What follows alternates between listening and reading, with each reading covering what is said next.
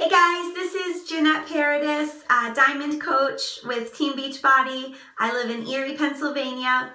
I'm making a video today to talk about creating a public Facebook event when advertising for your free 5-day group, and then how to go from the event to the group, and also the logistics of managing that with your team. So, my sister Rachel and I, we lead our team together, and each month, the third week of the month, we typically host a free 5-day group. Our team works together to create the curriculum for this. Everyone sends me their post and the image. I put it together into a Word document and a Dropbox link for the images. They're in a folder. We go with a topic, like right now we're putting together a back to school group. Earlier in the summer we did a summer salads group. In the fall we'll probably have something with crock pot recipes or soups or holiday appetizers, or think up whatever you want. Okay, so give your team a theme and have everyone contribute. Okay, so in the meantime, I make a cover photo. I use PicMonkey. I make a cover photo. And then I'm going to use that cover photo when I create my event. You want to create your event as a public event. By default, Facebook is going to make it a private event, which is only available to the people you invite to it. So where you see private event pop up where you're creating it, you want to click private event and change that to public event. Okay, so then you want to put in your image, your cute cover photo, put that in there, put in a description in the event of what people can expect. Okay, so then once I've created my event, I'm going to share that to my own Facebook page several times in the week leading up to the start of the event. I'm going to invite those who I think may be interested in it from my friend circle. I'm not just going to mass invite all my friends. I'm going to pick the ones who I think would be interested. For example, in this last group, I invited like 150 or so of my friends to this back to school group who, people I thought would like it. Okay, so why do we do an event? The reason is when your friends click join, that's going to pop up in their news feed. Their friends are going to see that they have joined this event, that they're going to it. If it's of interest to their friends, they're going to click join as well. And this is going to be how you add people to your circle.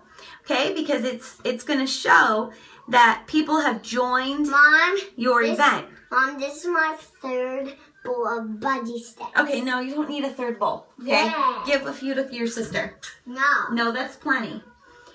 Okay, I'm back. So anyway, you have this event set to public. Friends of friends join it. So here's what you want to do. You want to go into that event and you want to always be looking. It's going to show you how many of your friends have joined it. Then it's going to give you a total count of everyone who's going.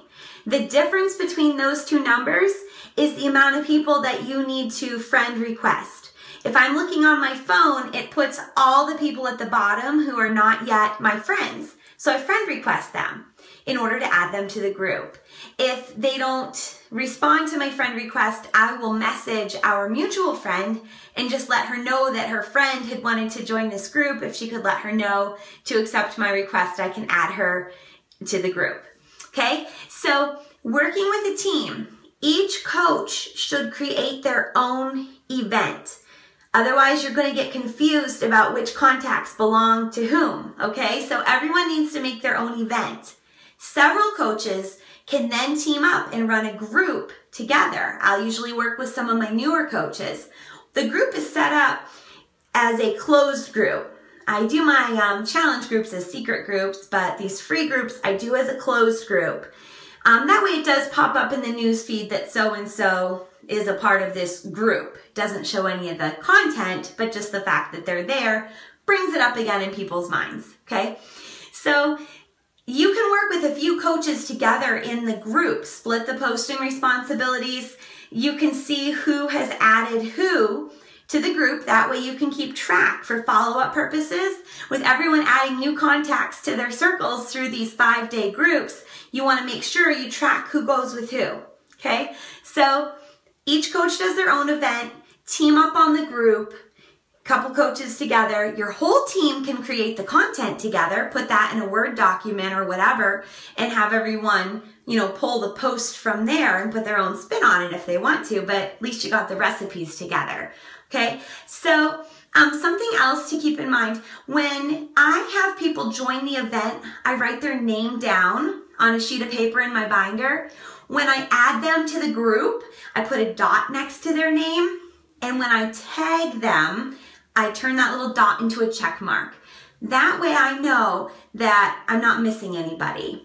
And what I do, and I tell my coaches to do this too, tag everybody under the description of the group. Don't keep doing a new post to tag people, because then people become numb to how many posts are popping up in this group. So tag them under the description, okay? That keeps it organized. So don't be tagging people all over, just under the group description, okay? So that's a little bit of the idea of how to create an event. Again, make sure it's a public event, not a private event. So create a public event, Facebook event, share it to your page, invite your friends, the ones that you would, naturally invite to this kind of event. Those who join the event, add to the group, add to the closed group. Key thing is your notifications are going to show you which of your friends have joined your event. You're not going to get notifications on those who aren't your friends who have joined the event. So you want to make sure that you keep checking between the two counts in the event. Double check that, any difference in the math between maybe you've got 35 friends attending, but 42 people attending. On your phone, it's going to show you at the bottom of the list the people that you need to friend request. Okay, so just little logistics, a little trick on this too. If I'm at my laptop and I click on the friends who are joining, it shows them chronologically. It shows who joined today, who joined yesterday, who joined the day before. My phone shows me by friends and people who are not yet friends. So I use both of those tools depending on, what I'm trying to keep track of. Each one is helpful, just a little trick along the way. So then, once the other thing is I've created that list of everyone who's joined the event, I've added them to the group. After the group, when I do follow up with my people, I have my color-coded highlighters and I mark as I followed up with them. If I mark green, if it's someone who's interested in a challenge group. If it's someone who's interested in a future group, I use a different color and mark which month. I add them to a future page in my binder. My binder is set up by months. So if they say not right now, how about in October? I add them to my October page to make it easy to follow up. So there you have it. Creating a Facebook event, make it public. Get your group out there, get more people involved with these healthy changes that you have found yourself. Work with your team. Everyone makes their own event. Team up on the group. Team up completely on the content to make it easy for everybody. And track your attendees and follow up. Have a great day.